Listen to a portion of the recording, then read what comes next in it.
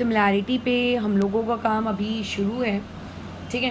कल जो इलस्ट्रेशंस तुम लोगों के सामने आए थे, अब उन इलस्ट्रेशंस के बेसिस पे मैंने तुम्हें कुछ होमवर्क दिया था, आप लोगों की टेक्स्ट बुक से रिलेटेड क्वेश्चंस, बराबर। तो अभी एक एक करके वो वाले क्वेश्चंस मैं डिस्कस कर लेती हूँ। क्वेश्चन नंबर 5 के बाद से मैं पूरा डिस्कशन कर रही हूँ, ठीक है, क्योंकि इतना मैंने होमवर्क में दिया था, बोला तो था मैंने पूरी एक्सरसाइज कर लो, बट फिर भी ऑफिशियली क्वेश्चन नंबर 5 के बाद कहा गया था। एंड क्वेश्चन नंबर 1 to 4 आज अटैम्प्ट कर लेना एक्सरसाइज 1.3 में से, ठीक है। तो देखो जरा, यहाँ पे आपके पास एक ट्रेपेजियम है, वो ये गिवन इन्फॉर्मेशन में दे रहा है। अब यहाँ पे तुम्हारी किस्मत अच्छी है कि वहाँ इसने ये इन्फॉर्मेशन दी है करके कि side P Q is parallel to side S R, otherwise वो ट्रेपेजियम है तो ये बात अंडरस्टैंडेबल है कि उसका one of the pair of side parallel होगा, और डायग्राम को देखकर ही समझ में आ जाता है। तो ये हो गया हम लोगों का गिवन, ठीक है। यहाँ से लेके यहाँ तक का ये पूरा पार्ट तुम लोगों का किस में आ जाएगा, यहाँ तक का पार्ट गिवन में। गिवन तुम खुद लिख लोगे, अच्छा, और प्रूव दैट करने को ये बोल रहे हैं। तो कल भी मैंने तुम्हें ट्रेपेजियम का एक सवाल करवाई हूँ, तो जो तुम्हें कल ट्रेपेजियम का सवाल करवाए हैं उससे मैंने कहा था कि एक आपको अपोजिट ट्रायंगल वाली जोड़ी लेनी है। तो एक ट्रायंगल ले लेते हैं हम लोग, ये वाला आपका, ठीक है, जिसका नाम है क्या आप लोगों का PAQ, और दूसरा ट्रायंगल मैं ये वाला ले लेती हूँ नीचे का, ठीक है, ये वाला पार्ट जिसका नाम है आप लोगों का SAR। अब तुम्हारा का पूरा फोकस इस बात पे रहना चाहिए करके कि आप लोगों को इन दोनों ट्रायंगल्स को क्या प्रूफ करने का है, सिमिलर प्रूफ करना है।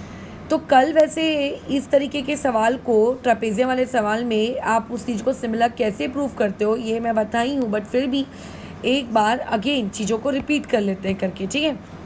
अच्छा, तो अभी ये पॉइंट कौन सा था, एक मिनट, PQRS A, ये पॉइंट है जो बीच का पॉइंट है, ये पॉइंट है आप लोगों का A, ठीक है। अच्छा, तो देखो सबसे पहले एक बात का ध्यान रखना है कि या तो इस टाइप के क्वेश्चंस को आप दो अल्टरनेट एंगल्स का मतलब पेयर बना के भी सॉल्व कर सकते हो, या तो फिर उन लोगों को एक अल्टरनेट एंगल और एक वर्टिकली अपोजिट एंगल के बेसिस पे भी कर सकते हो। तो अगर मैं इस क्वेश्चन को आपका एक अल्टरनेट और एक वर्टिकली अपोजिट एंगल के बेसिस पे करूँ, तो देखो ज़रा, ये जो आपका PQ है ये तुम लोगों के SR के पैरेलल है ना, और PR और QS में से जिसको तुम्हें ट्रांसवर्सल लेना है उसको तुम ट्रांसवर्सल ले सकते हो। अभी इसमें मैंने ट्रांसवर्सल लेट से चूज़ कर लिया आपकी QS को, ये मैंने ट्रांसवर्सल चूज़ किया किसको, आपकी QS को, ये ऐसे, ठीक है, मेरी मर्जी, तुम चाहो तो PR को भी ले सकते थे, मैंने बट QS को लिया। तो अगर मैं QS को ट्रांसवर्सल लूँगी तो ये वाला एंगल, ठीक है, ये वाला एंगल, और तुम्हें ही लगता है ये नीचे का ये वाला एंगल, ये दोनों आपस में अल्टरनेट एंगल्स हो जाएंगे करके, है ना। तो देयरफॉर इस क्वेश्चन में क्या हम ये लिख सकते हैं करके कि आप लोगों का क्वाड्रिलेटरल PQRS, ये वाली चीज़ क्या है, ये एक ट्रेपेजियम है।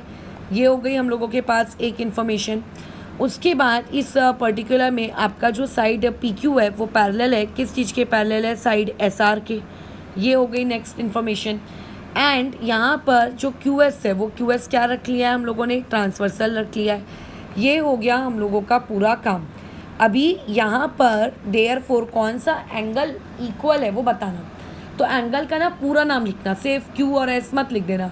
तो क्या आ जाएगा, मेजर एंगल PQS, ये वाली चीज़ आपके इक्वल है किसके, मेजर एंगल आपके किसके, RSQ के, ठीक है। इसका रीज़न हम लोग क्या दे देंगे कि ये वाली जो जोड़ी है ये आप लोगों का क्या है, अल्टरनेट एंगल्स है, ये आप लोगों ने यहाँ पे रीज़न दे दिया, बराबर। लेकिन तुम ये सोचो, मुझे जिस चीज़ को जिन ट्रायंगल्स के पेयर को मुझे सिमिलर प्रूफ करना है वो ट्रायंगल का पेयर है आपका PQA, यानी कि जो मेरे एंगल का नाम है उसको S तक मुझे ले जाने की नीड ही नहीं है ना। उस नाम को मैं A पॉइंट पे भी रोक सकती हूँ, तो उसको हम लोग A पॉइंट पे रोक देते हैं। तो इस वाली चीज़ को क्या ऐसा लिखा जा सकता है कि देयरफॉर मेजर एंगल आपका PQS की जगह PQA, ये इक्वल आएगा किसके, अब वैसे ही देखो RSQ, तो Q तक जाने की नीड ही नहीं है, पॉइंट तो आपका A ही है, A पे ही आपको अपनी गाड़ी रोकनी है, तो Q वाले तक नाम लेकर ही क्यों जाना। उसको हम लोग क्या लिख देंगे कि मेजर एंगल में RSA, और यहाँ पे रीज़न क्या दे दोगे आप, Q-A-S, ये आ जाएगा आपका रीज़न, इसको दे देंगे इक्वेशन नंबर 1। ये आ गया मेरे पास अल्टरनेट एंगल। अब मुझे दो ट्राइंगल्स को सिमिलर प्रूफ करना है। कौन से हैं वो दो ट्राइंगल्स, उनका नाम लिख देते हैं। तो एक आ गया आपके पास in triangle P Q A and साथ ही साथ में कौन सा वाला आ गया आपके पास, दूसरा ट्राइंगल आज आ गया है आर ए एस, ये आ गया डन, बराबर, ओके।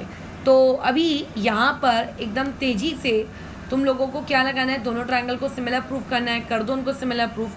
तो क्या हो जाएगा आपका major angle P Q A जो हमने ऊपर लिखा है इक्वल टू क्या आ जाएगा major angle R S A, ठीक है। इसका रीज़न क्या ले लेंगे हम लोग करके फ्रॉम 1, बराबर। अच्छा, इसके अलावा अल्टरनेट एंगल्स भी आपके इक्वल होंगे। अब यहाँ पे अल्टरनेट एंगल्स कौन से हैं ये पता होना चाहिए। ये आपका अल्टरनेट एंगल और ये अल्टरनेट एंगल, यानी कि पी ए क्यू और आर ए एस, ठीक है। तो ये हो जाएगा major angle P A Q और ये इक्वल आ जाएगा major angle R A S के।